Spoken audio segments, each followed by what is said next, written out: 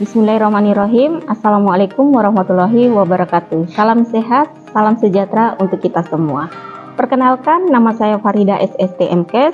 Saya merupakan salah satu dosen Prodi S1 Kebidanan, Fakultas Kesehatan, Universitas Megabuana Palopo.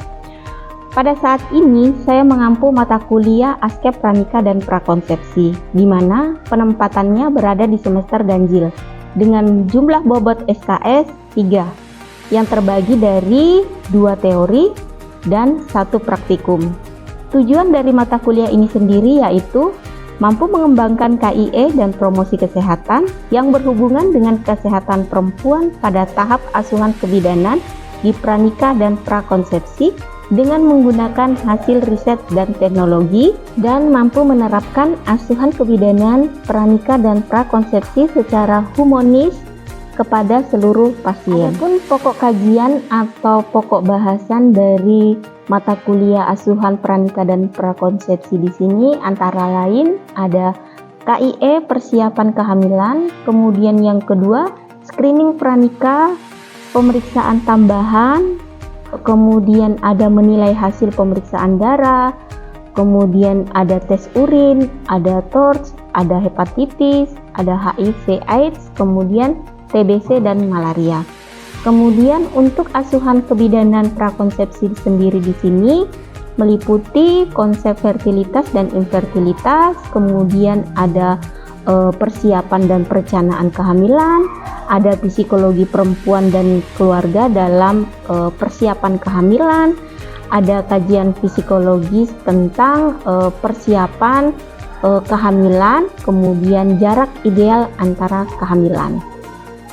Metode pembelajaran yang kami gunakan di sini ada ceramah, ada diskusi, ada tanya jawab, ada studi kasus. Penilaian sendiri di sini ada kehadiran, kemudian ada tugas, ada ujian semester dan ujian akhir. Kehadiran di sini saya memberikan nilai 20%, tugas 15%, ujian semester 25%, ujian akhir 40%.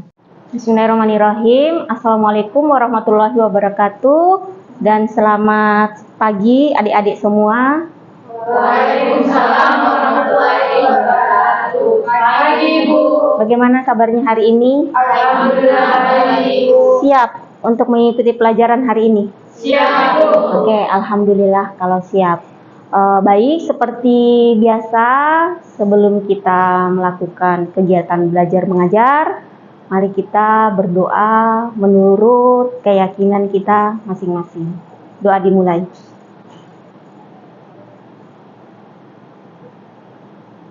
Selesai. Baik. Hari ini kita akan melanjutkan kembali materi kita minggu lalu ya, yaitu Askep Pranika dan Prakonsepsi. Nah, sebelum saya memulai menjelaskan materi hari ini, ada yang masih ingat nggak materi minggu lalu? Terkait screening, asuhan pranika dan prakonsepsi, kemudian fungsi screening, asuhan pranika dan prakonsepsi. Terus?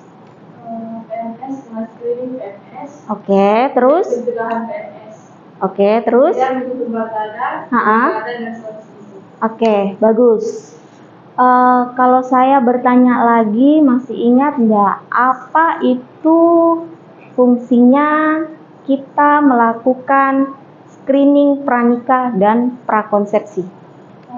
Oke, silakan. Baik, fungsi dari screening itu yaitu untuk mengetahui secara dini resiko penyakit tertentu yang akan dialami oleh catin atau pasien yang dini. Oke, bagus. Masih ingat semua ya ternyata. Nah, kita melangkah ya ke materi selanjutnya hari ini. Nah, ini gambar terkait dengan materi hari ini yang akan saya jelaskan. Boleh lihat gambarnya ini? Ini gambar apa? Sperma. Oke, gambar sperma ya. Antara ya kayak apa kecebong ya, ada ekor, ada kepala, ada ini lehernya. Terus ini gambar apa ini? Oke, sel telur berwarna ungu seperti gambar apa ya, bola ya. Kemudian ini di tengah-tengahnya kalian tahu nggak ini apa? Pembatas ini. Pembatas ya, kayak pagar ya. Iya. Kayak pagar ini ada tinggi ini. Ini sel sperma ini ceritanya mau ke sini ini, mau masuk ke sini, mau ketemu ini sama sel-sel telur tapi kayak gambar bola ini. Tapi ada ini pagar yang menghalangi ya. Tahu nggak apa maksud dari gambar ini? Tahu Bu. Apa ini? Ketidaksuburan Bu.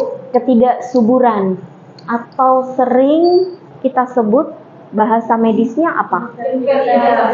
Infertilitas. Nah, sama. Hari ini kita akan membahas masalah kasus fertilitas dan infertilitas. Oke, bagus. Nah, ini dia materinya hari ini ya. Nah, ini pengertian fertilitas ya. Boleh dilihat di papan. Pengertian fertilitas. Fertilitas sama dengan kelahiran hidup atau live birth, yaitu terlepasnya bayi dari rahim seseorang perempuan dengan ada tanda kehidupan, misalnya berteriak, bernapas, jantung berdenyut, dan sebagainya. Paham nggak artinya? Artinya itu yaitu ini dikatakan fertilitas ketika seseorang perempuan pernah melahirkan, ya, pernah melahirkan, terus bayinya hidup, itu dikatakan fertilitas. Contohnya kayak saya ini ya, saya ini dikatakan fertilitas karena saya pernah melahirkan, ya, bayi saya hidup, seperti itu. Kemudian infertilitas. Nah, infertilitas adalah gangguan reproduksi pria maupun wanita yang mengakibatkan gagalnya mencapai kehamilan setelah 12 bulan atau lebih berhubungan suami istri secara teratur tanpa pengaman. Ya. Paham? Artinya di sini infertilitas ini gangguan reproduksi antara pria dan wanita atau istri dan suami selama 12 bulan tidak hamil atau tidak pernah melahirkan, tapi melakukan hubungan seks aktif tanpa menggunakan kondom, entah itu kondom pil, entah itu kondom suntik, ya, bukan kondom, KB, entah itu KB pil, entah itu KB kondom, entah itu KB suntik. Ini, paham ya sini? Ya. Oke. Nah, kita ketahui ya bahwa infertilitas ini itu di stigma masyarakat itu negatif ya, negatif. Namanya penyakit ya, kita tidak tahu ya. Apalagi infertilitas ini kan bisa disembuhkan ya. Tapi stigmanya masyarakat itu negatif sekali. Parahnya lagi, yang dicap itu adalah perempuannya. Bahwa kita tidak tahu ya, entah itu perempuan atau laki-lakinya ini, tapi yang sering atau yang beredar di masyarakat itu perempuannya. Jadi ada yang bilang contohnya mungkin si A udah menikah 2 tahun ya, atau 3 tahun. Ada mungkin tetangganya bilang si ini nih, si B, yang si istrinya yang diinikan, yang dijelekkan. Kita tidak tahu ya, mungkin saja si suaminya juga yang mungkin ada sesuatu, bukan di istrinya saja, ya. Yang susahnya kita di Indonesia ini, stigma fertilitas ini masih negatif. Padahal ini fertilitas itu masih bisa disembuhkan ya. Nah, lihat datanya di atas. Di Indonesia, kejadian infertilitas itu yaitu sekitar 10-15% atau 4-6 juta pasangan dari 39,8 juta.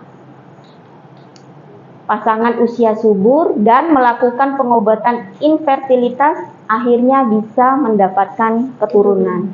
Itu tadi yang saya bilang ya, bahwa infertilitas itu bisa kok disembuhkan. Infertilitas itu bisa kok hamil lagi.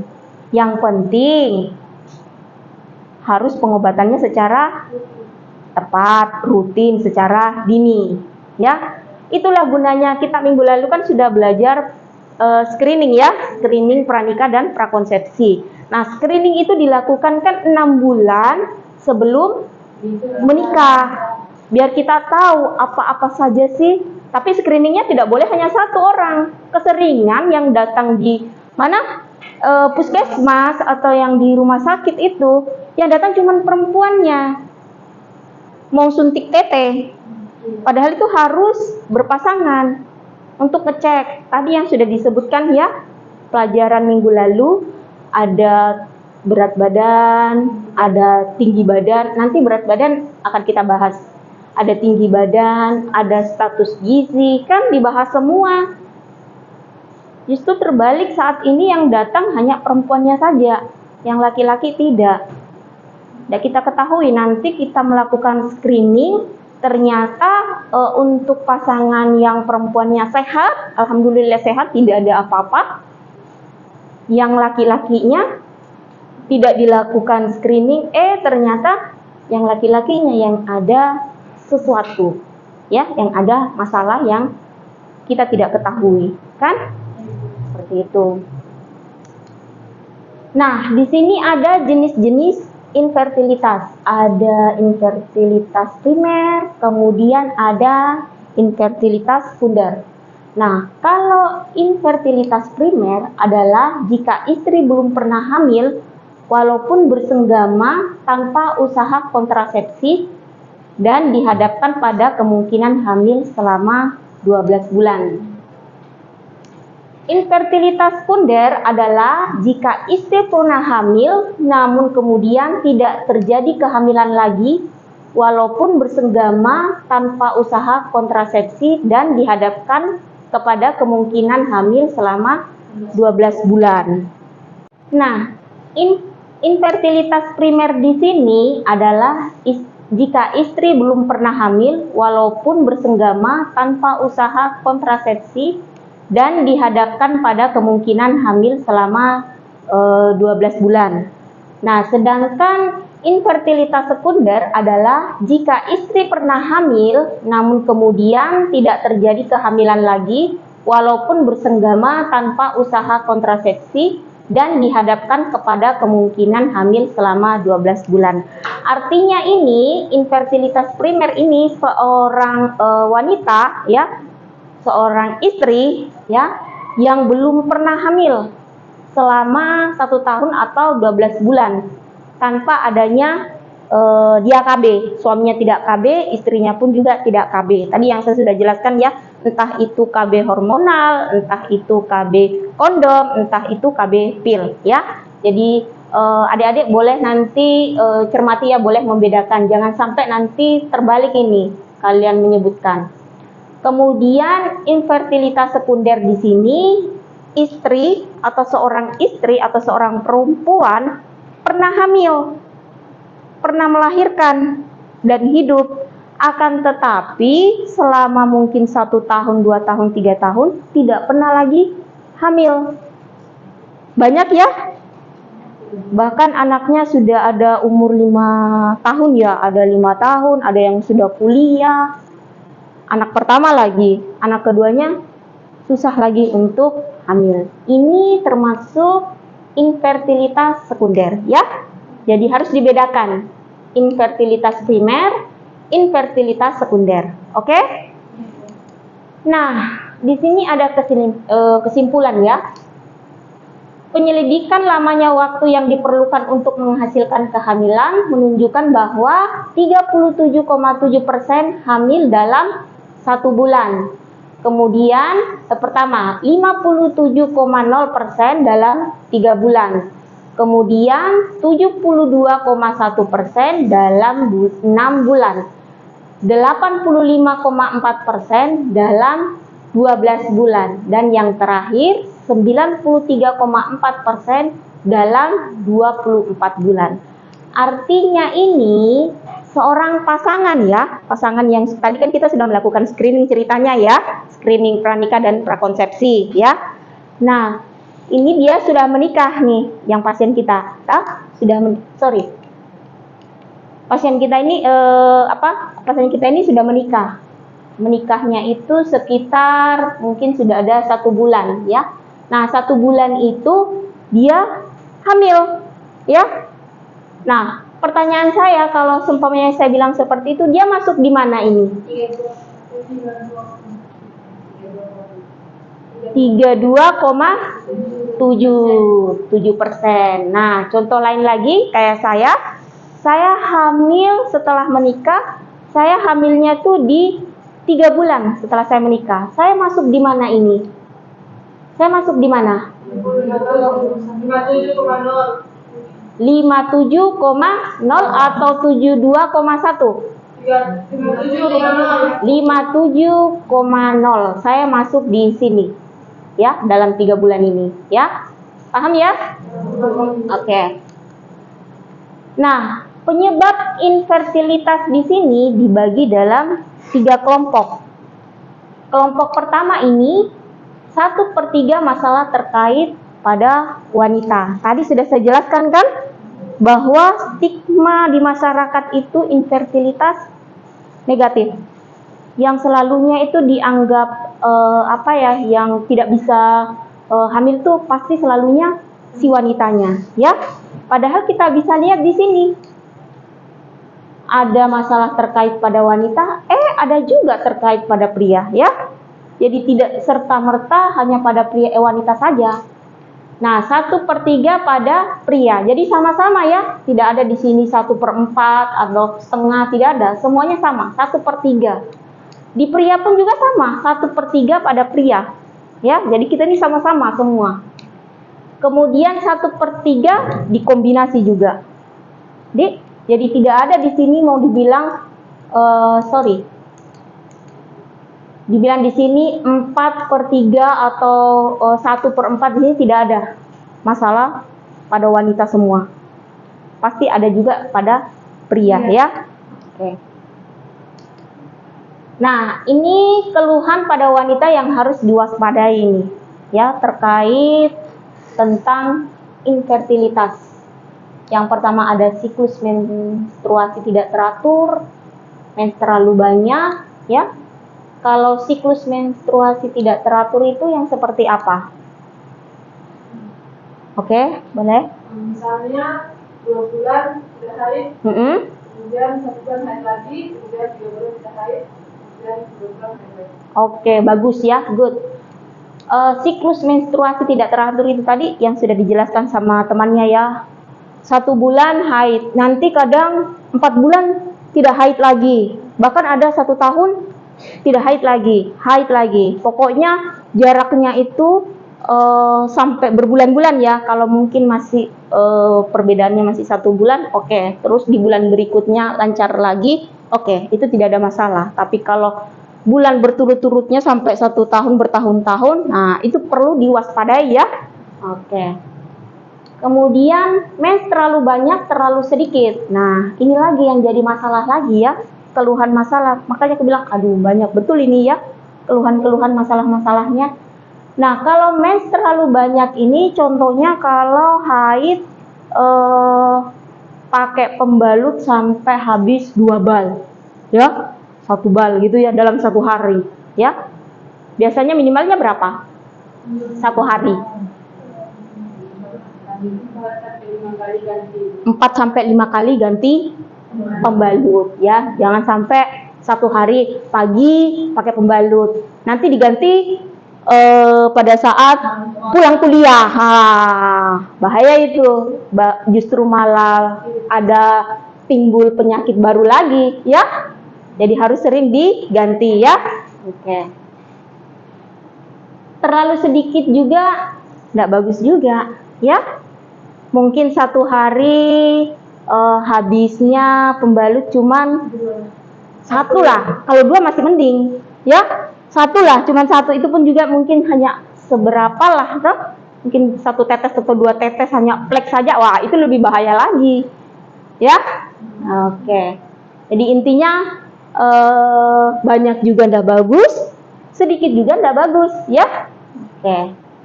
Kemudian nyeri tidak tertahankan saat haid, ini juga masalah ya.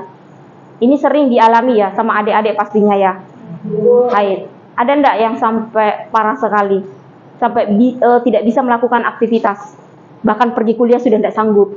Ada enggak? Ada ya. Iya. Tapi ada juga ya yang maksudnya yang sakitnya masih bisa ditahankan ya, masih bisa melakukan aktivitas ya.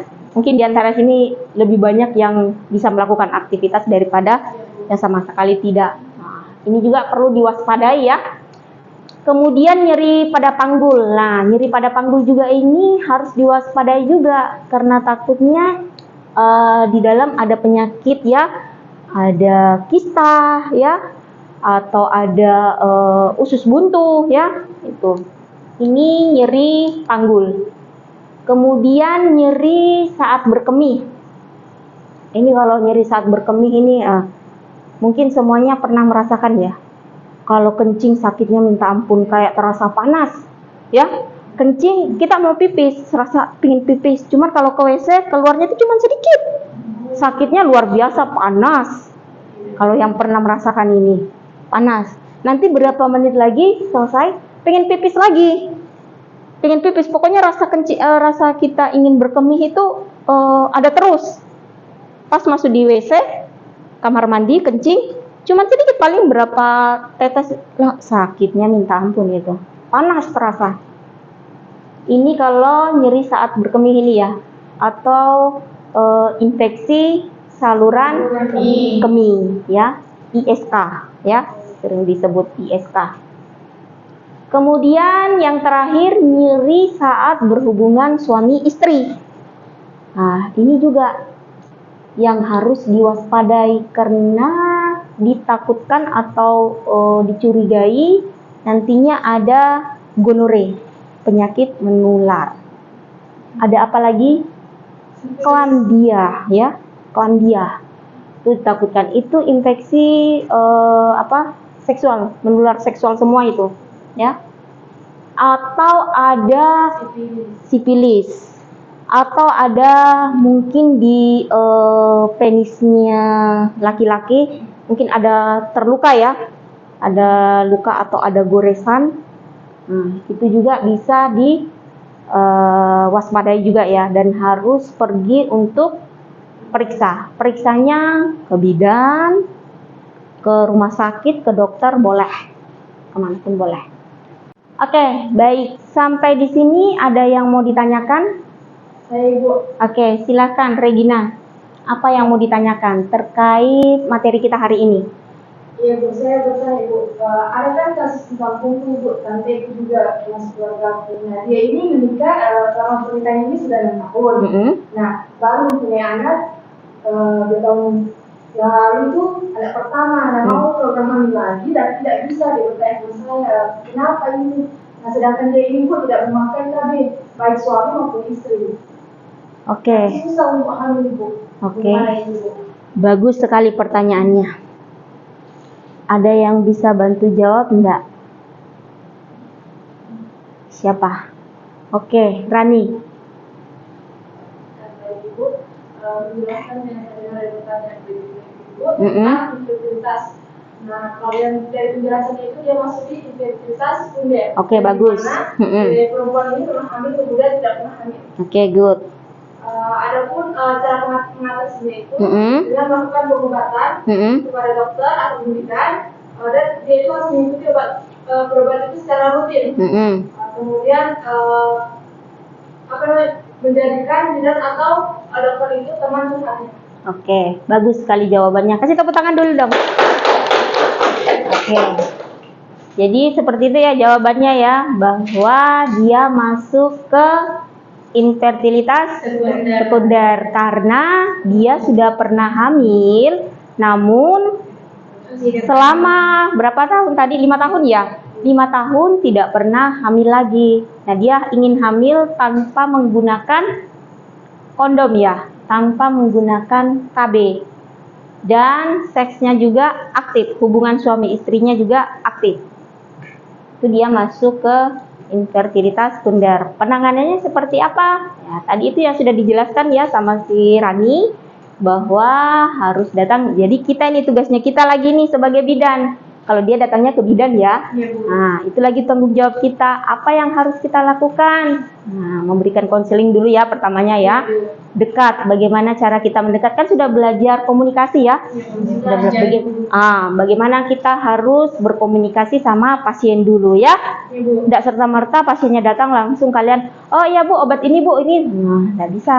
Jadi kita harus menjalin kedekatan dulu ya, biar kita sama pasien jadi akrab ya. Oke, bagus sekali jawaban dan pertanyaannya. Ada lagi yang mau bertanya? Saya Bu Adinda. Oke, Ina. Pertanyaan saya, ketika nanti di lapangan atau praktik klinik mendapatkan pasien dengan kasus infertilitas, penanganan pertama seperti apa yang harus dilakukan Ibu? Oke, bagus pertanyaannya ya. Nah, ini lagi kalau kita sudah jadi bidan, pertanyaannya.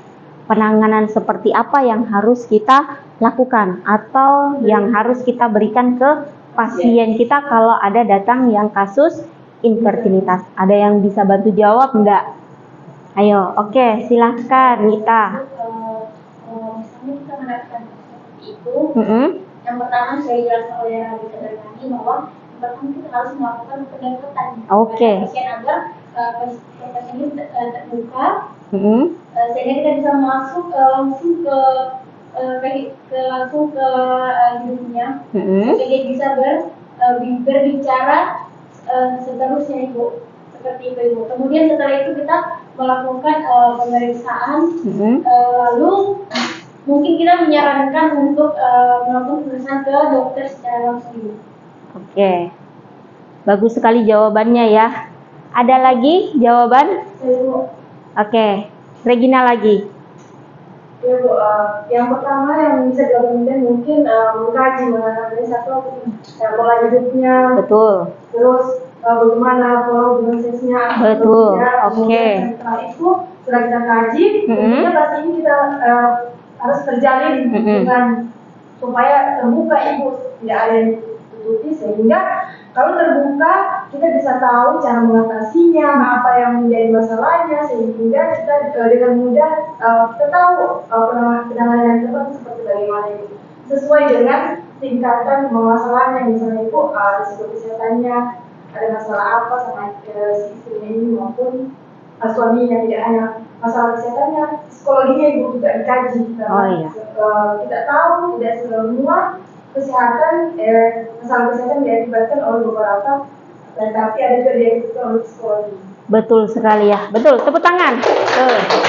Jawabannya bagus semua ya. Jadi intinya kalau ada pasien seperti ini, kita nggak usah langsung buru-buru kasih pengobatan. Nih obat-obat ini minum ini ya. Intinya yang pertama kan kita belajar komunikasi ya. Bagaimana kita berkomunikasi sama pasien agar pasien itu nyaman sama kita ya. Jadi yang pertama-tama kita lakukan adalah komunikasi, jalin komunikasi sama pasiennya kita ini agar dia lebih terbuka untuk menjelaskan apa keluhan-keluhannya. Jadi seperti yang dijelaskan oleh Regina tadi, kalau pasiennya lebih terbuka menjelaskan semua, jadi kita lebih gampang melakukan pengobatan yang tepat. Ya? Seperti itu. Oke, pertanyaan selanjutnya, apa pengertian infertilitas? Siapa? Oke, banyak yang angkat tangan. Saya pilih yang belum pernah. Cinta. Pengertian infertilitas adalah gangguan reproduksi antara suami dan istri yang melakukan hubungan seksual atau menggunakan pengaman. Oke, bagus. Benar? Benar. Selanjutnya yang terakhir, penyebab dari infertilitas? Siapa? Yang belum pernah, yang di belakang. Boleh. Rahma ya, Rahma. Infertilitas ini disebabkan karena gaya hidup yang tidak sehat. Mm-mm. Seperti sering mengkonsumsi alkohol, Mm-mm. sering merokok. Oke, bagus. Juga ada pola hidup yang tidak sehat seperti diet begadang. Oke. Itu juga sama mengkonsumsi makanan yang sehat. Oke, bagus. Cukup ya untuk hari ini. Materi kita dilanjutkan minggu depan ya. Nanti pertemuan hari apa itu ya? Hari Senin ya. Senin lagi. Senin kita akan ketemu lagi. Insya Allah kita ketemu. Mudah-mudahan kita diberikan kesehatan ya. Bisa ketemu lagi. Oke, baik. Setiap kita selesai belajar ya, pasti saya selalu bilang ke kalian ya, pasti ada pesan yang saya sampaikan ke kalian untuk nantinya kalian ketika sudah jadi bidan, ketika kalian sudah bekerja di lapangan ya. Ingat ya, ketika kalian sudah jadi bidan, berikanlah pelayanan yang maksimal kepada pasiennya kalian tanpa membeda-bedakan ya, agar kalian nantinya dianggap menjadi bidan yang profesional, seperti visi dan misinya kampus, menjadikan kalian semua ini bidan yang profesional, bukan hanya saja bidan yang berkompeten, tapi harus jadi bidan profesional ya. Oke, semua itu tidak terlepas dari attitude-nya kalian ya. Jaga, selalu saya tekankan di awal kita perkuliahan ataupun di akhir ya, selalu jagalah attitude-nya kalian nantinya ya, jaga sikapnya kalian ya.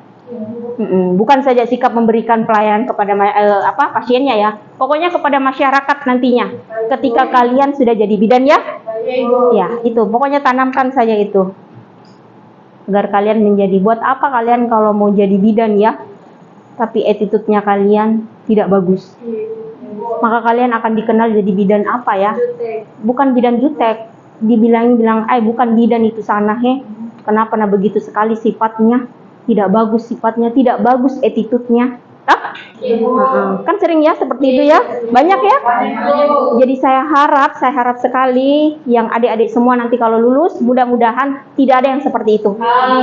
Tidak ada yang membeda-bedakan pasien. Pokoknya semuanya itu, pokoknya berikan pelayanan yang maksimal ya. Oke, baik. Untuk materi hari ini, untuk pertemuan hari ini cukup sampai di sini. Dengan ucapan alhamdulillahirrabbilalamin. Saya ucap assalamualaikum warahmatullahi wabarakatuh. Waalaikumsalam warahmatullahi wabarakatuh. Terima kasih, Bu. Oke, sama.